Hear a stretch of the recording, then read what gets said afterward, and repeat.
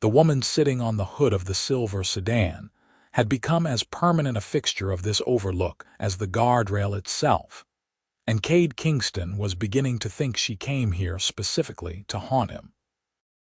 He pulled his Mercedes into the gravel lot for the fourth time in 2 weeks, tension coiled tight between his shoulder blades, and there she was again. Same woman, same car, same spot closest to the cliff edge where the city sprawled below like a circuit board of lights. She sat with her legs crossed, a thermos in one hand and her face tilted toward the skyline as if it held answers she desperately needed. Kade cut the engine and sat in the darkness of his car, watching her. Not in a creepy way, he told himself, just in a curious way, a frustrated way. Because this overlook had been his private sanctuary for 3 years, ever since he had taken over as CEO of Kingston Manufacturing. And suddenly, this stranger had decided it was hers too. She never acknowledged him. Every time he showed up, she would glance over, register his presence with the barest flicker of recognition, then go back to staring at the city.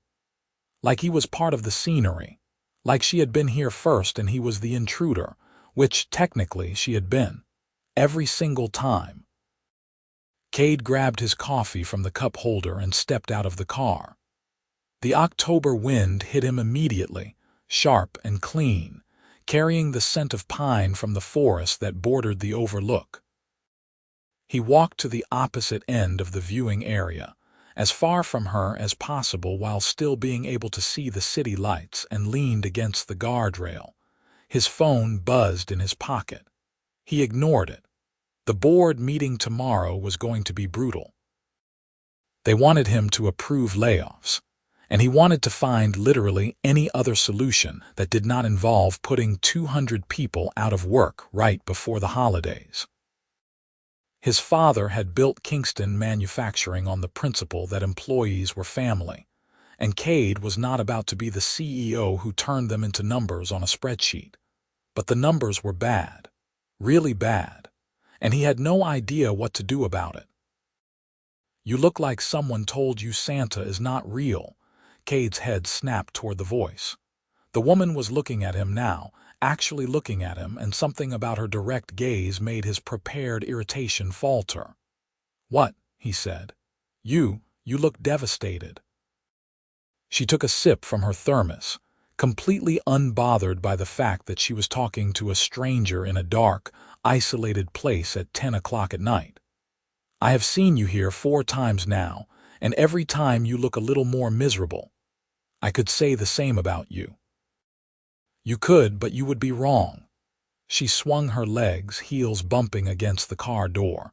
"I come here because I like it. You come here because you are suffering." Kade stared at her.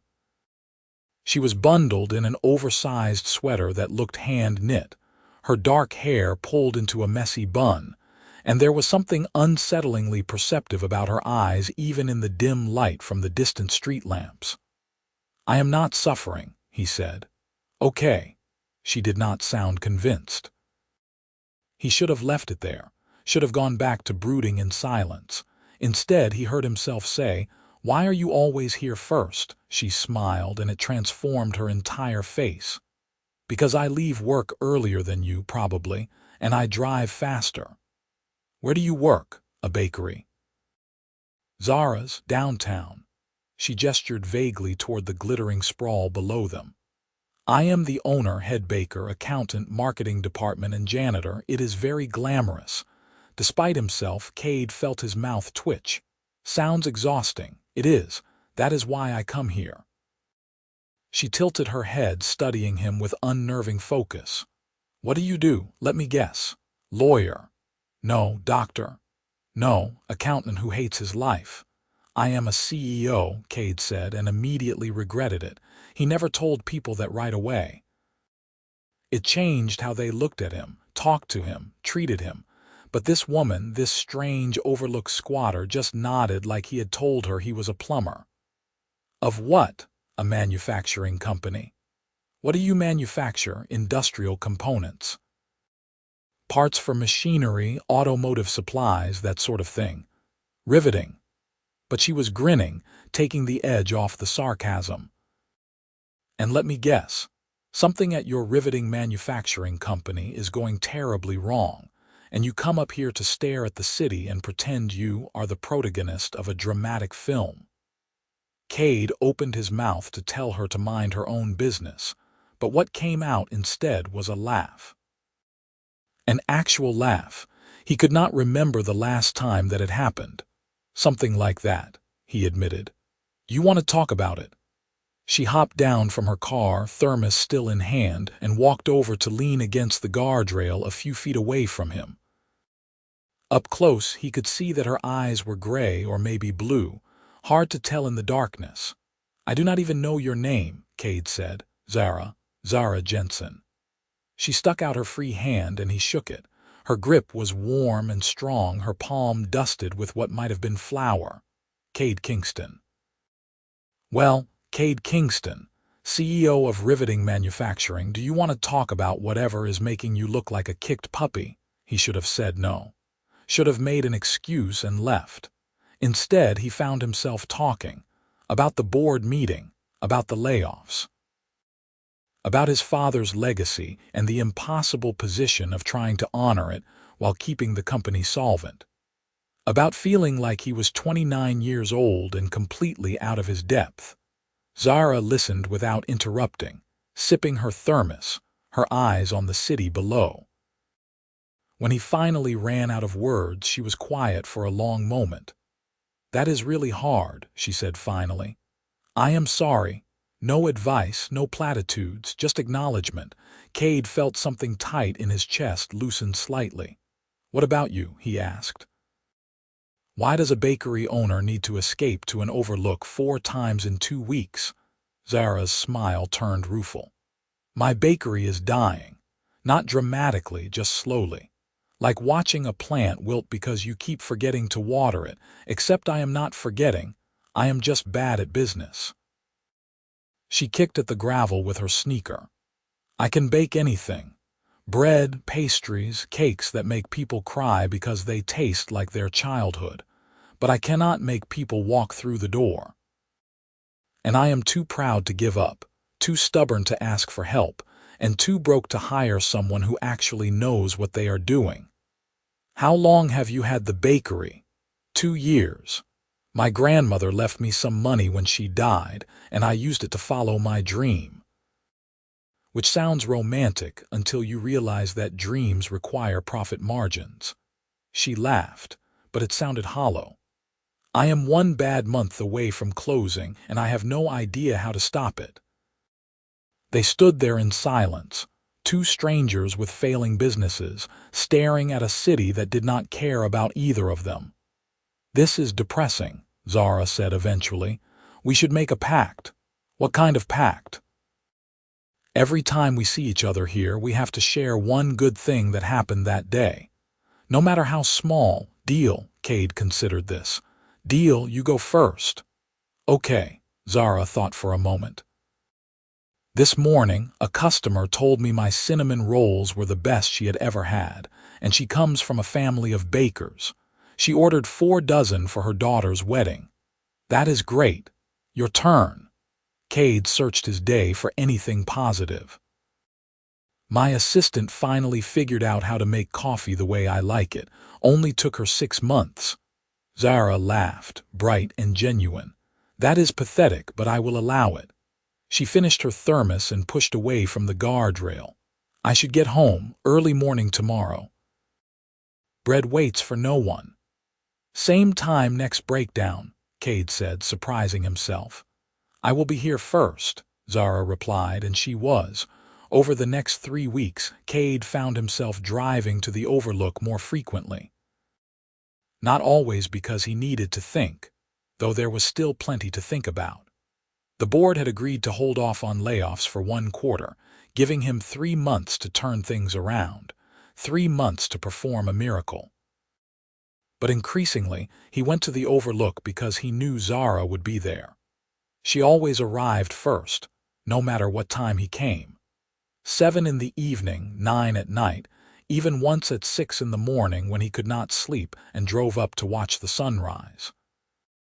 Her silver sedan was already parked in its usual spot, and she was sitting on the hood with a cup of coffee, watching the sky turn pink. They talked about everything and nothing. She told him about the old woman who came in every Tuesday for a plain bagel and always left a $5 tip on a $2 purchase. About her sister who lived in Seattle and kept calling to ask when Zara was going to get a real job. About the apartment above the bakery where she lived alone with a cat named Butter. He told her about growing up as the only child of parents who were married to their company. About the pressure of the Kingston name and the weight of expectations. About his college girlfriend who left him because she wanted someone with more time and less responsibility. She was an idiot, Zara said matter-of-factly. You do not know that. You have never met her. Anyone who leaves someone because they have responsibilities is an idiot. That is just called being an adult. She kicked her legs against the car. Besides, you seem pretty great. Her loss. Kade felt warmth spread through his chest that had nothing to do with the coffee he was drinking. One night, 3 weeks after their first real conversation, Zara was not there when he arrived. Kade sat in his car, waiting. 20 minutes passed. 30. The Overlook felt wrong without her, like a stage missing its lead actor. He tried to tell himself he was being ridiculous. She did not owe him her presence. They barely knew each other, but the worry gnawed at him anyway. He pulled out his phone and realized he did not have her number. Had never asked for it. Their meetings had always been accidental, assumed, inevitable. He was about to leave when headlights swept across the gravel lot. Zara's sedan pulled in and she practically tumbled out of the driver's seat. "I am so sorry I am late," she said, breathless. "There was a grease fire. Small one, very contained. But I had to wait for the fire department to clear it, and then I had to clean everything, and I am pretty sure I smell like smoke." She did smell like smoke. Also like burnt sugar, and underneath it all, something sweet and distinctly her. "Are you okay?" Kade asked, standing up from where he had been leaning against his car. "I am fine. The bakery is fine. Well, not fine, but structurally sound." She ran a hand through her hair, dislodging ash. "God, what a day. Come here," Kade gestured to his Mercedes. "Sit. You look exhausted." "I cannot get your fancy car dirty." "I do not care about the car." Something in his tone made her look at him sharply, but she did not argue. She followed him to his car and slid into the passenger seat. He got in the driver's side and turned on the heat. They sat there in silence, the engine running, warm air filling the space between them. "I was worried," Kade said finally. "About me. You are always here first. When you were not, I thought maybe something happened." Zara turned to look at him, and in the dim glow of the dashboard lights, her expression was impossible to read. "You came here to see me." "I came here to think," Kade said, but it felt like a lie. "Kade." The way she said his name made something shift in the air. Made the space between them feel smaller, more charged. "Okay," he admitted. "Maybe I came here hoping you would be here." "Good," Zara said softly. "Because I rushed to get here even though I was exhausted and smelled terrible, and I would have felt really stupid if you did not care whether I showed up or not." Kade felt himself smile. "You do smell pretty terrible." She smacked his arm, laughing. "You are not supposed to agree with me." "You want me to lie?" "A polite lie would be nice, yes." "You smell like burnt sugar and smoke and something else that is actually kind of nice." That is possibly worse than agreeing. But she was still smiling, and she did not move away when their shoulders touched. They sat in his car for 2 hours that night, talking about nothing important, and when Zara finally left, Kade sat alone in the darkness and admitted to himself that this was becoming something more than coincidence. The following week, Kade made a decision. He drove to Zara's bakery during his lunch break, something he had been meaning to do since she first mentioned it. The shop was tiny, wedged between a dry cleaner and a tax office, with a hand-painted sign that read Zara's in cheerful blue letters. The window display held a pyramid of golden croissants and a chalkboard advertising daily specials. Kade pushed open the door, and a bell chimed. The smell hit him immediately, yeasty and sweet, and so powerfully delicious that his stomach growled despite the protein bar he had eaten an hour ago. Zara stood behind the counter, flour dusted across her nose, talking to an elderly customer. When she saw him, her eyes went wide. "Kade, hi." He suddenly felt ridiculous. "I wanted to see the famous bakery." The elderly customer turned to look at him with undisguised curiosity. Zara rang up the woman's purchase, a smile playing at the corners of her mouth, and waited until the customer left before speaking. "You came to my bakery." "I did. During business hours. Seemed like the appropriate time." She laughed and wiped her hands on her apron. "What can I get you?" "What do you recommend?" "Everything. I made it all, and it is all perfect." She gestured to the display case, which held an array of pastries, breads, and cakes that looked magazine-worthy. "But if I had to choose, try the almond croissant. I have been perfecting the recipe for 6 months." Kade ordered the croissant and a coffee. Zara refused to let him pay. "Consider it payment for all the free therapy I have been getting at the Overlook," she said. He took a bite of the croissant, and his eyes actually closed. It was buttery and flaky, and the almond cream inside was sweet but not too sweet, with a hint of something he could not identify. "There is cardamom in the almond cream," Zara said, watching him. "Most people do not notice, but it makes all the difference." "This is incredible," Kade said honestly. "Zara, this is really incredible." She beamed, and he realized he would eat 100 croissants just to see her smile like that. "If your food tastes like this, why is business bad?" he asked. Her smile dimmed. "Because good food is not enough. People do not know I exist. I cannot afford advertising. My social media is a disaster because I do not have time to post, and I am terrible at taking aesthetic photos. And I am located between a dry cleaner and a tax office, which is possibly the least appetizing context imaginable." Kade looked around the bakery. It was clean, charming in a shabby chic way with mismatched chairs and local art on the walls. But it was also empty. At noon on a Wednesday it should have been packed. "What if I helped you?" he said. Zara blinked. "What?" "I am a CEO. I know about business, marketing, operations, efficiency." "What if I helped you figure out how to get people through the door?" "Kade, I cannot afford to hire a consultant." "I am not asking you to pay me. I am offering as a friend." "Why would you do that?" "Because I am falling for you," Kade thought. "Because you are the best part of my day, and I want to see you succeed. Because the idea of this bakery closing makes me irrationally upset. Because your croissants are the best I have ever had," he said instead. "And because you listen to me talk about my problems. Let me help with yours." Zara studied him for a long moment, and he could see her wrestling with pride and pragmatism. Finally, she sighed. "Okay, but I am paying you in baked goods." "Deal."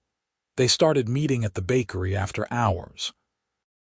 Kade would finish work and drive straight there, and Zara would let him in through the back door, and they would sit at one of the small tables while she made notes and he talked strategy. He analyzed her costs and found places she was overspending. He helped her set up a real social media presence, complete with professional photos he took on his phone.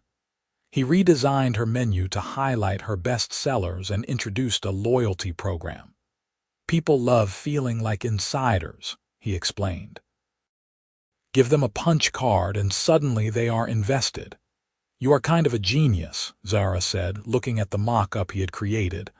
"I am just applying basic business principles." Still, this is incredible. She looked up at him, eyes bright. Thank you. You have not seen results yet. Do not thank me until we know it works. But it did work. Within 2 weeks, foot traffic increased by 30%. Within a month, Zara had to hire part-time help to keep up with demand. The local food blogger discovered the bakery and wrote a glowing review that sent even more customers flooding in. Kade watched it all happen with a satisfaction that had nothing to do with professional pride and everything to do with the way Zara glowed when she talked about her growing business. They still met at the Overlook, but less frequently now. They were both too busy, too caught up in saving their respective companies. The board had responded positively to Kade's revised projections, and the threat of layoffs had been pushed back indefinitely. Kingston Manufacturing was not thriving yet, but it was stable. Breathing room. On a Friday night in early December, Kade showed up at the bakery to find Zara sitting at one of the tables, her head in her hands. "What is wrong?" he asked immediately. She looked up and there were tears on her cheeks. "Nothing. Everything is perfect. I just got off the phone with a wedding planner who wants me to do a 200-person wedding cake. 200 people, Kade. 6 months ago, I could barely afford to keep the lights on." "Zara, that is amazing." I know it is." She wiped at her eyes, laughing and crying at the same time. "I am just overwhelmed. Good overwhelmed. Is that a thing?" Kade sat down across from her and reached for her hand. She let him take it, her fingers curling around his. "It is definitely a thing," he said. "You did this. You built something real. We did this. I could not have done it without you. You absolutely could have. I just helped you see what was already there." Zara looked at him, and the air between them shifted the way it had in his car that night. Charged. Inevitable. "Kade," she said softly, "I need to tell you something." His heart kicked against his ribs. "Okay. I like you, not just as a friend, I really like you. And I know that is probably weird because we met at an Overlook and bonded over mutual business failures. And maybe you do not feel the same way. But I needed to say it, because I am tired of pretending that this is just friendship." Kade felt something in his chest expand, warm and bright and overwhelming. He stood up, pulling her with him, and cupped her face in his hands. "I drove to that Overlook tonight because I knew you would not be there," he said. "Because you are always here now, and I wanted to go to the place where I first met you. That is how far gone I am, Zara. I am visiting empty Overlooks just to feel closer to you." She let out a shaky laugh.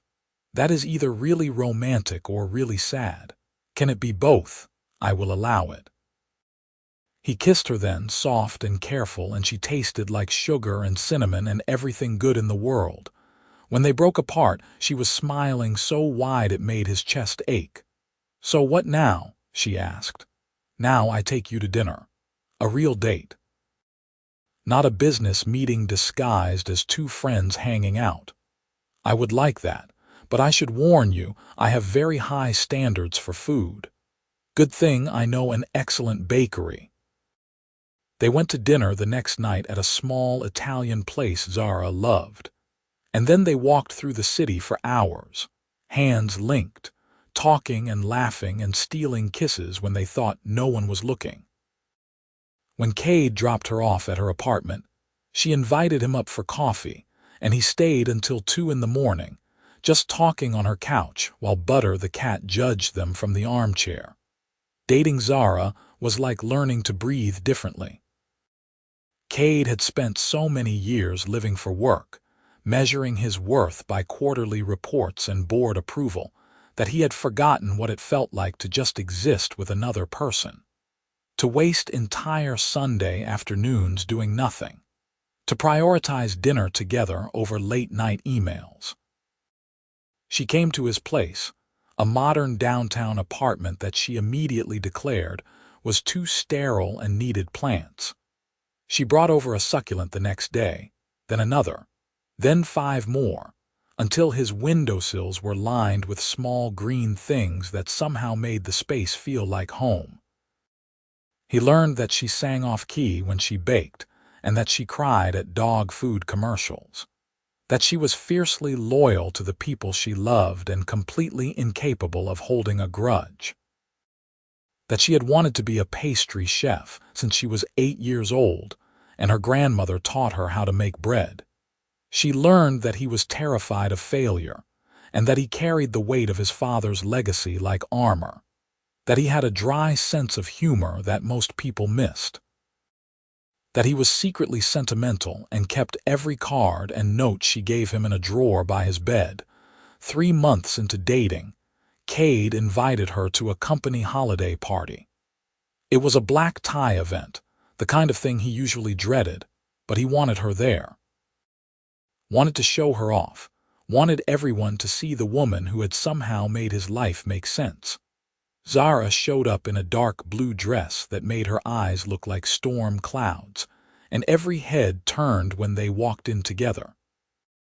"You did not tell me you were this kind of CEO," she whispered as they entered the ballroom. "What kind?" "The kind with a company fancy enough to rent out a ballroom." Kade shrugged, suddenly uncomfortable. "Kingston Manufacturing is a big company. This is just what we do for the holidays." She was quiet for a moment, taking in the ice sculptures and the champagne fountain and the live band. "How big?" "Big enough." "Kade," he sighed. "We have about 1,500 employees. Revenue last year was around 200 million. Zara stopped walking. "You are a millionaire." "Technically, yes. You let me ramble about my tiny bakery to a millionaire CEO, and you never thought to mention that. It never mattered. It still does not matter. It does not matter that you are incredibly wealthy and I am barely breaking even. No." He took her hand, threading their fingers together. "It does not. You know me, Zara. You have known me since before you had any idea who I was or what I did. That has never happened to me before. Everyone I meet knows about the money first. You just knew me." She softened, squeezing his hand. "Okay. But you are paying for dinner from now on. I have been splitting checks with a millionaire like an idiot." He laughed and pulled her onto the dance floor. The party was actually enjoyable, mostly because Zara made everything enjoyable. She charmed his board members and made his stuffy colleagues laugh, and when his VP of operations asked how they met, she said, "We are both terrible at handling stress, so we found each other at a scenic overlook," and somehow made it sound romantic instead of pathetic. As the night wound down, Kade's father appeared. Richard Kingston was 72, officially retired and still more intimidating than anyone Kade had ever met. "So you are the baker," Richard said, looking Zara up and down. "Guilty," Zara replied, unfazed. "You are the legend." Richard's eyebrows rose. "Legend? Kade talks about you constantly. The man who built an empire on treating people with respect. That is pretty legendary." Something shifted in Richard's stern expression. He said that, among other things, "You raised a good man, Mr. Kingston.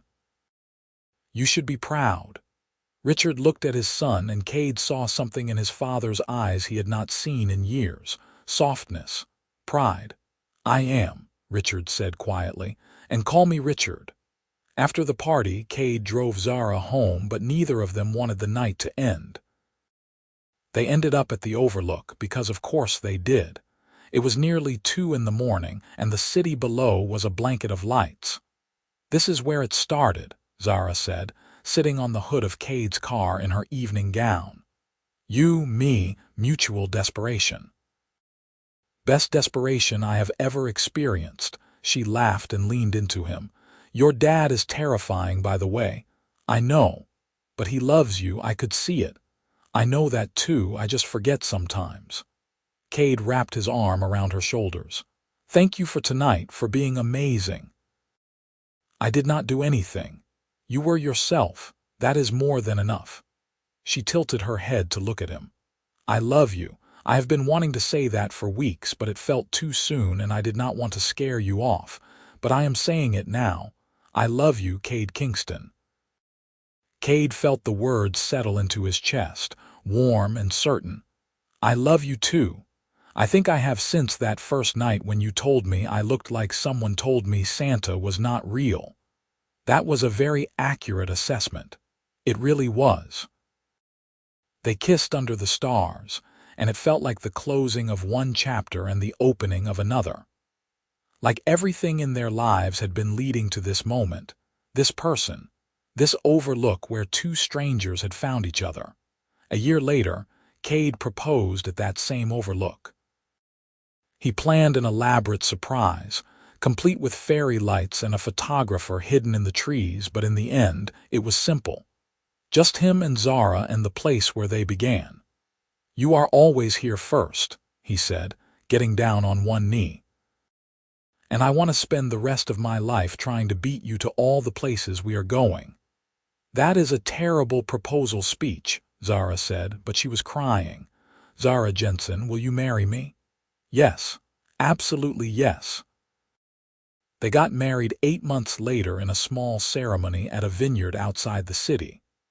Zara wore a dress she found at a vintage shop, and Kade cried when he saw her walking down the aisle. Richard gave a toast about love and partnership and building something meaningful together. Zara's sister flew in from Seattle and admitted she had been wrong about the bakery being a mistake. The wedding cake, of course, was from Zara's bakery. 6 tiers of almond cardamom perfection that guests were still talking about weeks later. They honeymooned in Italy, where Zara dragged Kade to every bakery in Rome, and he pretended to be annoyed but secretly loved watching her geek out over dough hydration and fermentation techniques.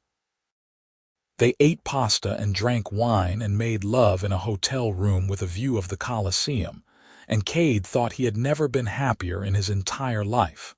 When they returned, they moved into a house together.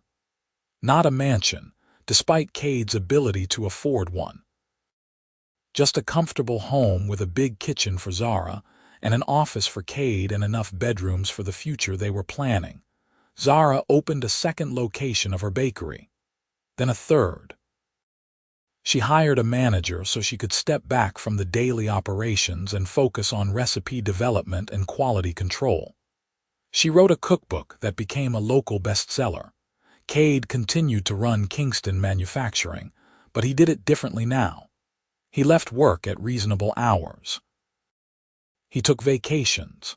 He prioritized his marriage over his job title, and somehow the company thrived anyway. Maybe because he was happier.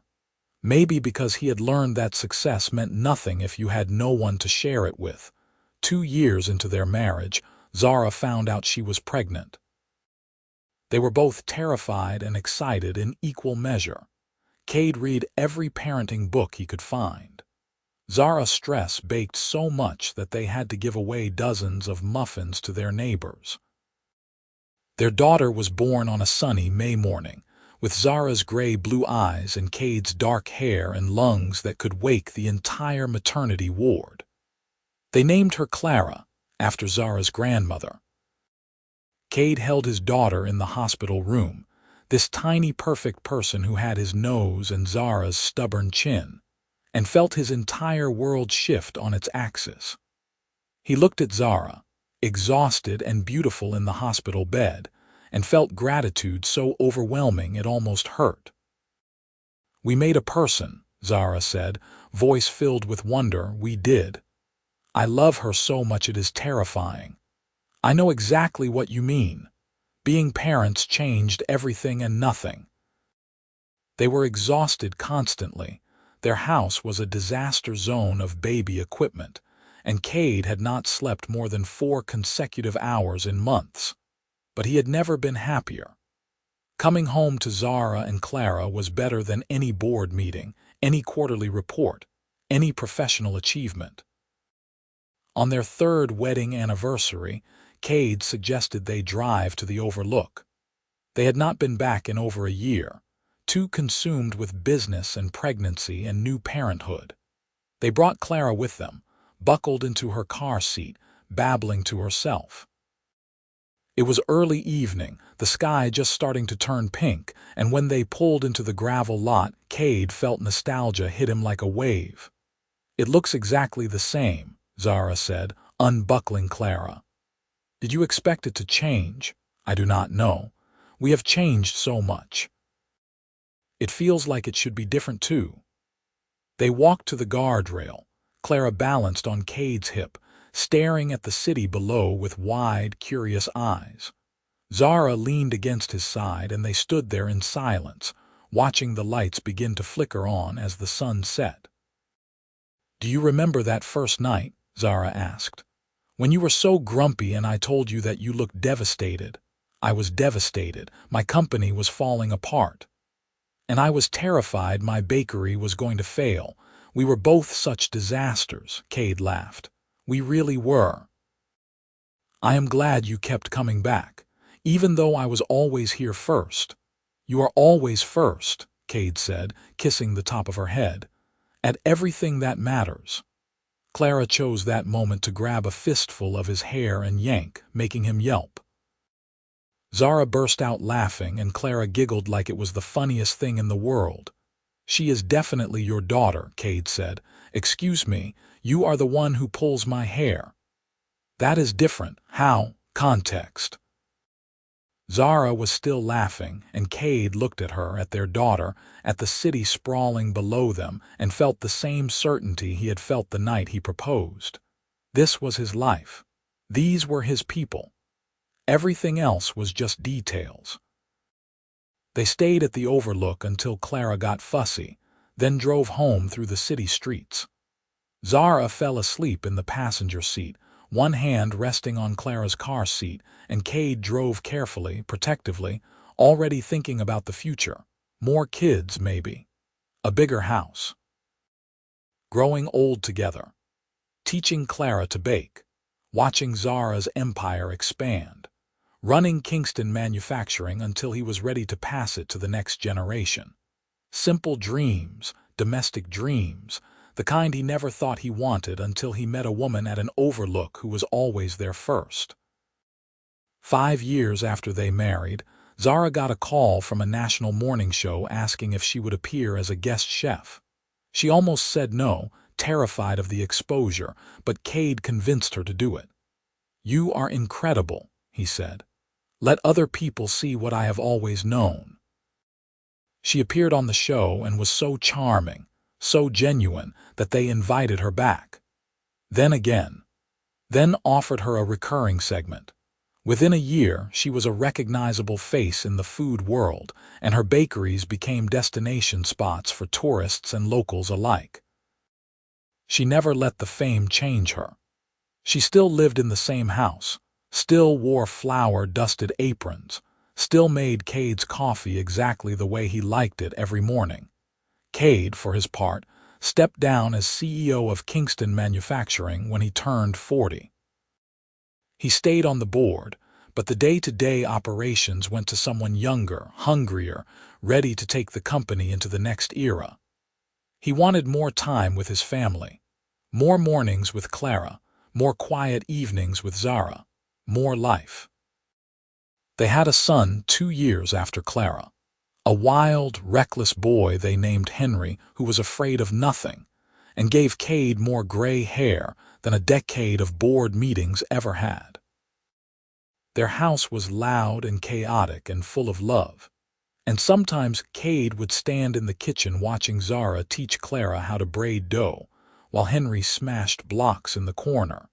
And he would think about that desperate, lonely man who used to drive to an Overlook just to escape his life. He was so far from that person now, so impossibly far. On a random Tuesday in October, 12 years after they first met, Kade came home from a meeting to find Zara standing in the kitchen, tears streaming down her face. "What is wrong?" he asked immediately, heart racing. She held up her phone. "I just got a call from a publisher. They want to do a whole series of cookbooks, not just one. A series, Kade, with a major advance and a marketing budget and everything." Zara, that is incredible. I know. She was laughing now, wiping at her eyes. I know it is. But I keep thinking about that woman who almost lost her bakery, who had no idea what she was doing, who met a grumpy CEO at an Overlook and somehow ended up here. Kade crossed the kitchen and pulled her into his arms. That woman was always going to end up here, with or without the grumpy CEO. I do not know about that. She looked up at him, eyes still wet but shining. You saved me, you know, not just the bakery, me. We saved each other, Kade said. That is how this works. She kissed him, soft and deep and full of 12 years of history. When they broke apart, they could hear Clara and Henry fighting upstairs over something trivial, the sound of their life continuing around them. Do you ever go to the Overlook anymore? Zara asked. No, do you? No, I do not need to escape anymore. Me neither. But they went anyway that weekend. All four of them piled into the car. Clara was 12 now, too cool to admit she enjoyed family outings but still holding Henry's hand as they walked to the guardrail. Henry was 10 and incapable of standing still, running back and forth along the Overlook, asking a million questions about the city below. This is where we met, Zara told the kids. Your dad and I, right here. That is boring, Henry declared.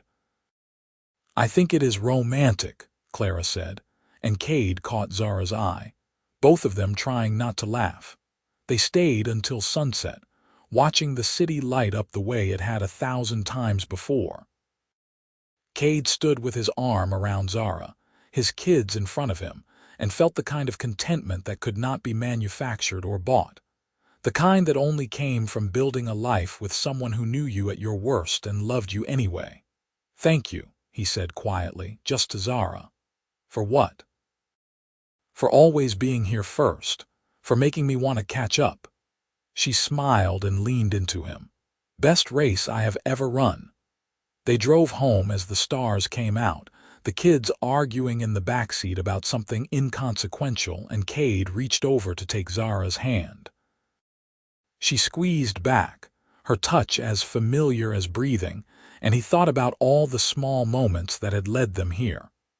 All the late nights at the Overlook, all the conversations and confessions and quiet revelations. Two desperate people who had found each other in the exact right place at the exact right time, and somehow, impossibly, had built everything they never knew they needed.